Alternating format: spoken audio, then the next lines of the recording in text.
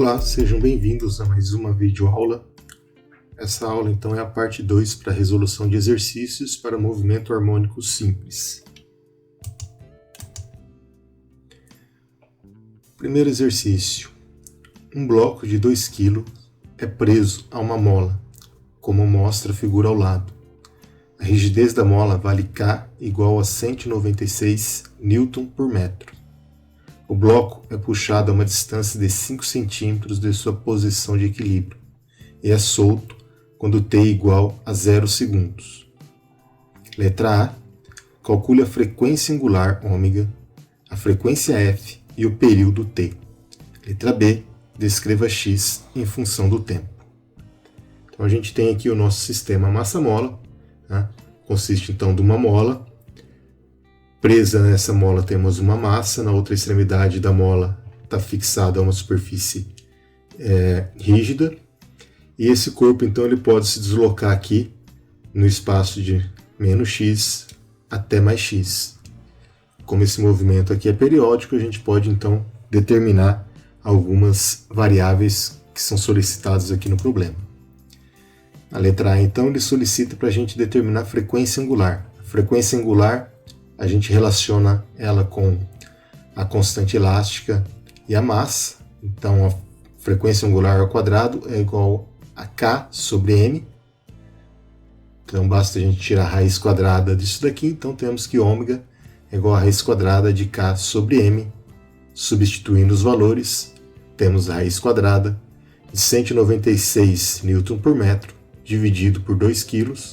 Fazendo as contas, vamos chegar a um valor para a frequência angular de 9,90 radianos por segundo.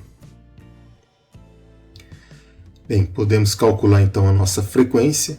A frequência de movimento harmônico é dada por 1 sobre 2π raiz quadrada de K sobre M. Substituindo então nossos valores, vamos ter 1 sobre 2π raiz quadrada de 196 Newton por metro, dividido por 2 kg, e vamos encontrar uma frequência de 1,58 Hz. Bem, podemos então calcular agora o período, que também é solicitado, a partir da relação que temos entre período e frequência, sabendo que um é o inverso do outro, ou seja, período é o inverso da frequência. A gente pode então utilizar os valores de frequência calculados anteriormente, 1 sobre 1,58 Hz, que vai dar para a gente um período de 0,63 segundos. Ou então a gente pode calcular o período pela relação também demonstrada pela gente, que é 2π raiz quadrada de m sobre k, o que vai permitir então a gente encontrar ele substituindo os valores.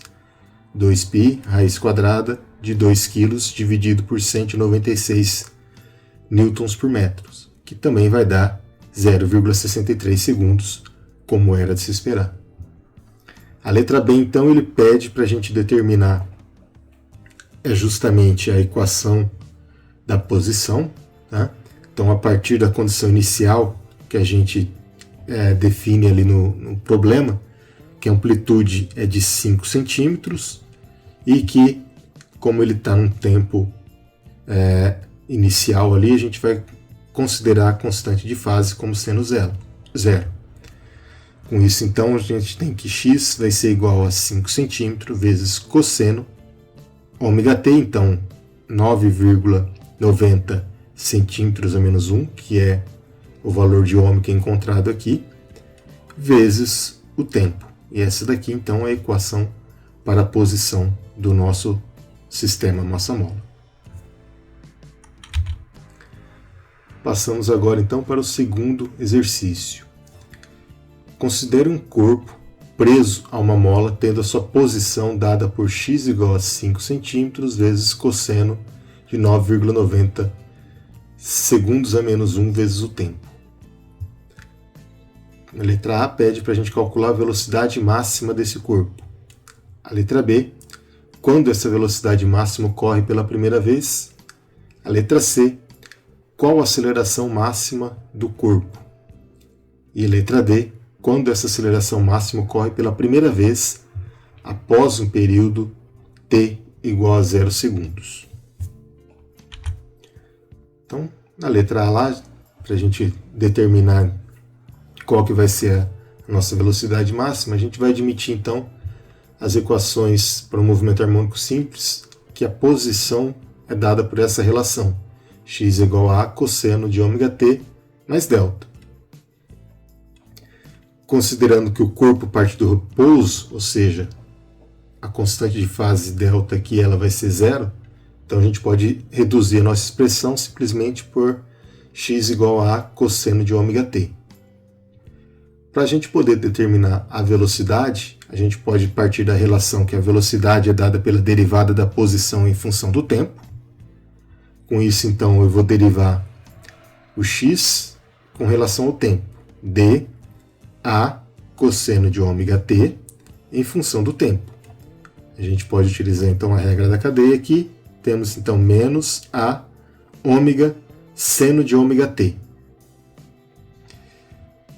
Bem, encontramos então a equação para a velocidade. Resta a gente entender então quando que ela vai ocorrer e ser máxima. Para ela ser máxima, significa que esse termo aqui, o seno de ômega t, ele tem que ser igual a 1, que é quando a função seno se torna máxima. Nesse caso, então, a gente vai assumir que a velocidade máxima, ou melhor dizendo, o módulo dessa velocidade máxima, ela vai ser igual a A vezes ômega, uma vez que o módulo aqui de seno de ômega t ela vai ser sempre 1. Nesse caso, então, a gente pode substituir os valores fornecidos no problema.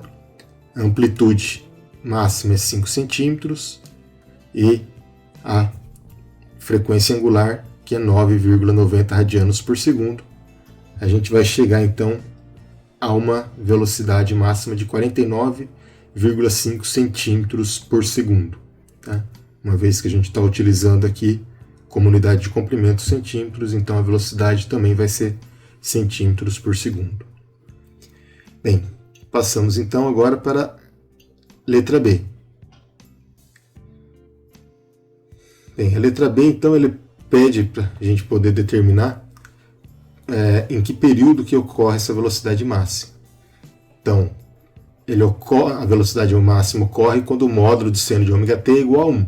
Então, a gente vai ter a velocidade máxima nessa situação. Para isso daqui ser 1, tá, significa que o argumento do seno ele tem que ser dado por ômega t igual a π sobre 2, ou 3π sobre 2, ou 5π sobre 2, e assim por diante, ou seja, sempre múltiplos de π sobre 2.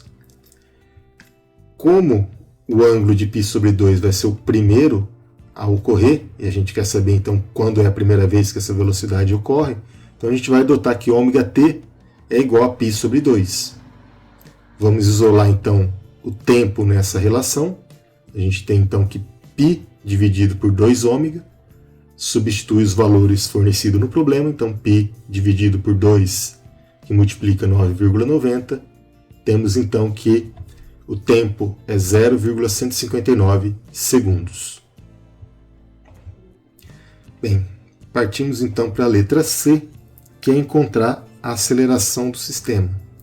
Novamente, a gente pode recorrer à situação que a aceleração é a derivada primeira da velocidade com relação ao tempo. Então, dv dt vai dar para a gente a aceleração.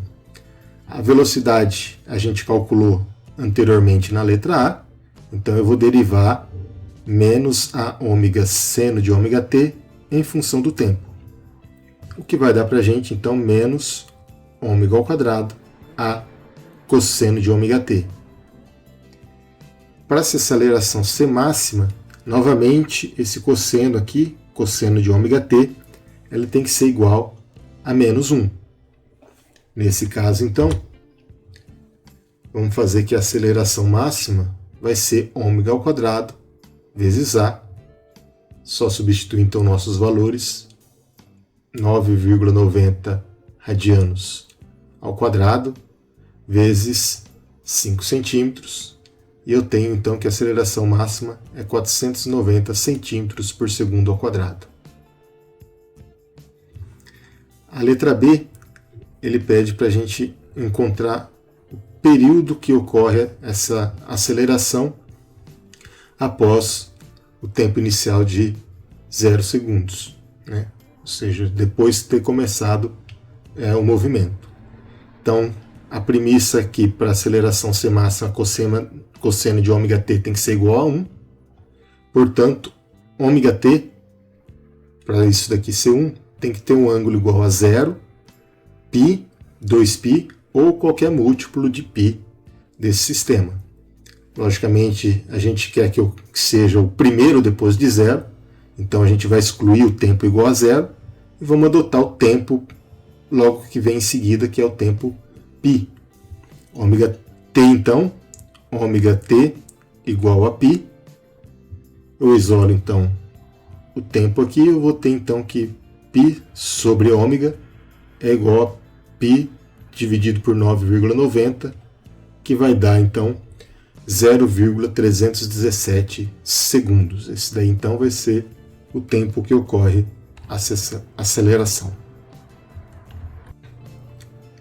Terceiro exercício. Um pêndulo simples consiste em um fio com comprimento L e um corpo de massa M. Quando o pêndulo é liberado a partir de um ângulo φ0 com a vertical, ocorre um balanço para frente e para trás com um período T. Pode-se esperar que o período de um pêndulo simples dependa da massa M do pêndulo, do comprimento L do fio, da aceleração da gravidade G e do ângulo inicial φ0. Determine uma expressão para o período do pêndulo simples com base nos parâmetros citados acima. Bem, aqui temos então o nosso pêndulo, tá? Um fio está fixado numa superfície rígida e a outra extremidade do fio está fixado a uma massa M. Eu tiro esse fio do repouso, né, deslocando ele aqui de um ângulo φ0, e a partir que eu abandono então essa massa, ela começa a oscilar nessa trajetória, formando aqui um semiarco.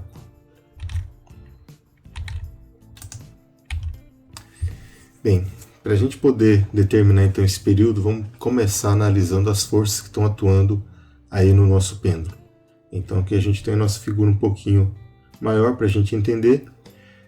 Bem, eu tenho como forças aqui, eu tenho a força peso atuando no meu sistema, que vai ser dada por mg, tá? E eu tenho a tração que é exercida aqui pelo frio. Então eu tenho a força peso e a minha tração. Essa força peso ainda ela pode ser separada em duas componentes, tá? Uma componente aqui no mesmo eixo da minha força tração, tá? Que vai ser mg cosseno φ, e eu vou ter aqui uma outra componente que vai ser radial aqui a minha trajetória S, que vai ser o mg seno φ. Então eu tenho essas duas componentes aqui para minha força peso.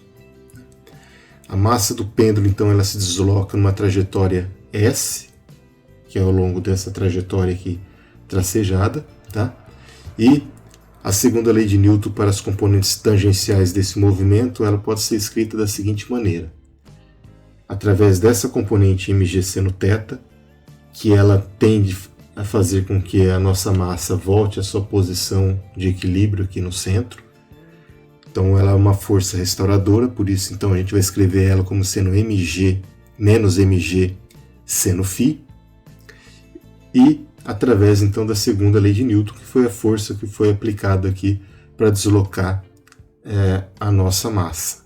Então ela vai ser ma, que é a aceleração ao longo da minha trajetória S. Tá?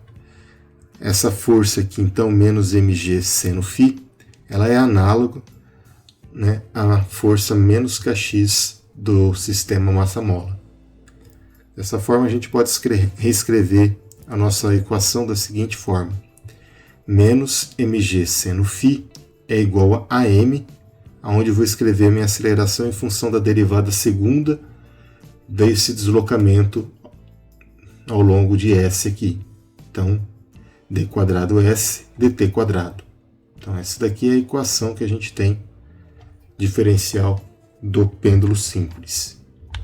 Bem, o comprimento de arco S, ele se relaciona com o ângulo φ da seguinte maneira. Vamos imaginar isso daqui como sendo um triângulo retângulo, onde então eu tenho aqui que o seno de φ ele pode ser calculado a partir do cateto oposto, ou seja, esse comprimento de arco S, pela hipotenusa, que vai ser o L, que é o comprimento do fio. Tá? Então, seno de φ é igual a S sobre L.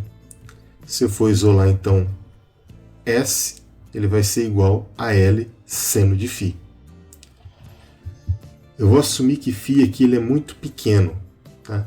Sendo φ muito pequeno, eu posso aproximar que seno de φ é aproximadamente a φ, ou seja, o seno do ângulo é aproximadamente igual ao próprio ângulo. Né? Isso também faz sentido porque essa aproximação do triângulo retângulo que a gente adotou aqui era para um comprimento de arco aqui muito pequeno, para a gente assumir ele como sendo uma reta. Logo, então, a gente vai ter que nosso comprimento de arco S aqui ele é igual a L vezes φ. Então, essa daqui é a nossa segunda equação. A gente vai substituir, então, essa segunda equação na primeira equação, que é a equação diferencial que a gente encontrou anteriormente. Então, a gente tem que menos mgφ é igual a ml d quadrado φ dt quadrado. A gente pode cancelar, então, as massas. Isso implica para a gente que o movimento oscilatório aqui do pêndulo simples não depende da massa. Vamos isolar, então, aqui a nossa equação diferencial. Então, temos d quadrado φ dt quadrado é igual a menos g sobre L vezes φ. Essa, então, é a nossa equação número 3. Essa equação 3 ela é semelhante à equação do movimento do sistema massa-mola. Tá? Relembrando ele aqui, d quadrado x dt quadrado é igual a menos k sobre m vezes x, cuja solução que a gente dava para essa equação aqui era uma equação lá que era amplitude vezes cosseno de ômega t mais delta. Analogamente, a gente vai escrever então aqui que φ vai ser igual a φ0, que vai ser amplitude nesse caso, cosseno de ômega t mais delta. Essa daqui, então, é a nossa equação 4, que a gente vai substituir na equação 3, que é a equação diferencial obtida anteriormente. Temos, então, que a derivada segunda de φ0 cosseno de ômega t mais delta em relação ao tempo é igual a menos g sobre L vezes φ0 cosseno de ômega t mais delta. A gente vai derivar essa função aqui duas vezes e a gente chega em menos ômega ao quadrado φ0 cosseno de ômega t mais delta, que é igual a menos g sobre L φ0 cosseno de ômega t mais delta. A gente pode cancelar esses dois termos aqui, que são idênticos dos dois lados da equação. Sobra para a gente, então, ômega ao quadrado é igual a g sobre L. Lembrando que a relação que a gente tem de frequência angular com período é dado por ômega igual a 2π sobre t. Substituindo, então, esse ômega aqui ao quadrado, a gente vai ter 4π ao quadrado dividido por t ao quadrado, que é igual a g sobre L. Vamos isolar, então, o período que é o solicitado aqui no problema. Temos, então, que o período vai ser igual a 2π raiz quadrada de L sobre G. A gente pode ver, então, que o período aqui ele está relacionado diretamente ali com o comprimento do fio. Quanto maior esse comprimento do fio, maior vai ser o período do nosso pêndulo.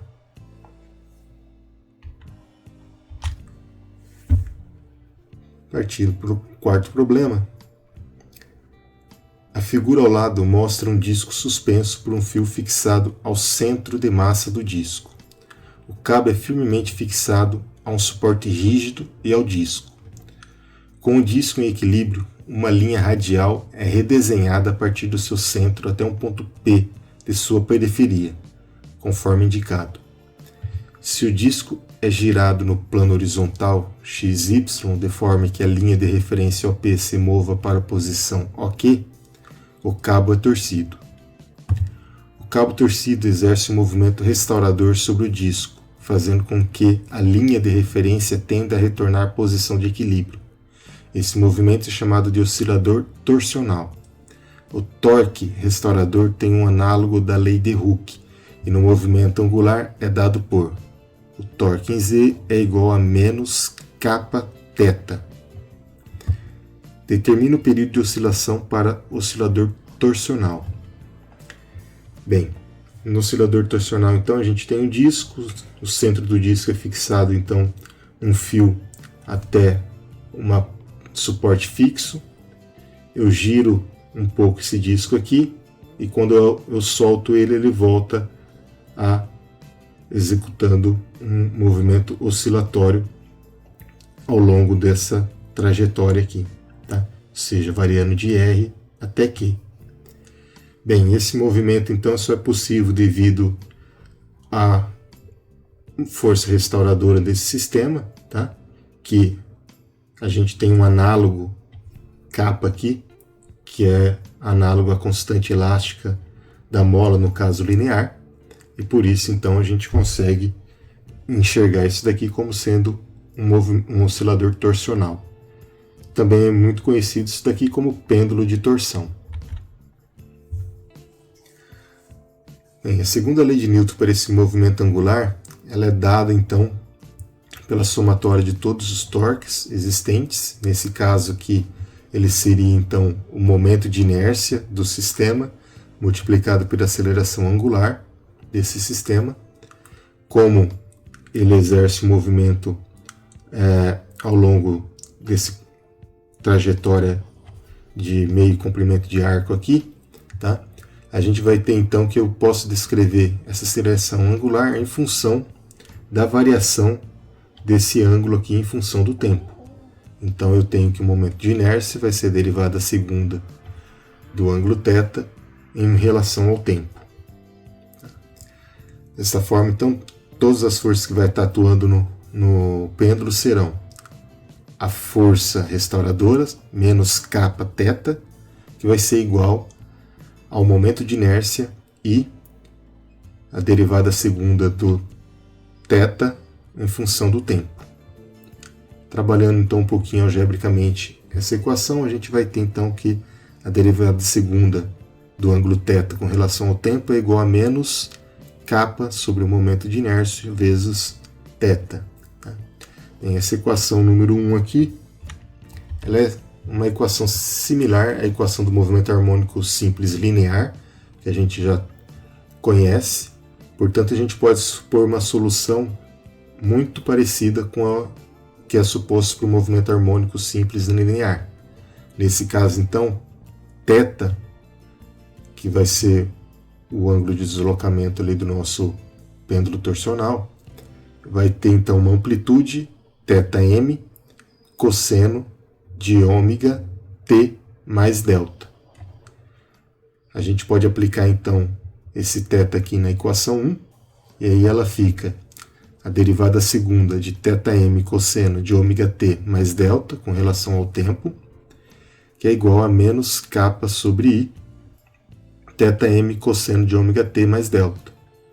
Vamos derivar isso daqui duas vezes, então vamos ter menos ômega ao quadrado θm cosseno de ômega t mais delta, que é igual a menos kappa sobre i θm cosseno de ômega t mais delta, onde a gente pode simplificar aqui a nossa equação e sobra para a gente simplesmente menos ômega ao quadrado é igual a menos kappa dividido pelo momento de inércia. Novamente, lembramos que ômega pode se relacionar com o período como 2π sobre o período, substituindo então o ômega aqui na nossa equação, isolando o período, a gente vai ter que, para o movimento oscilatório torsional aqui, o período é dado por 2π raiz quadrada do momento de inércia do disco dividido pela constante elástica de torção aqui do pêndulo, ok? Bem, então a gente encerra essa aula por hoje. Eu vou deixar uma lista de exercícios para vocês, tá? Vocês podem acessar ela no site. Então, no slide seguinte ali vai estar o endereço do site onde vocês podem baixar a lista de exercício.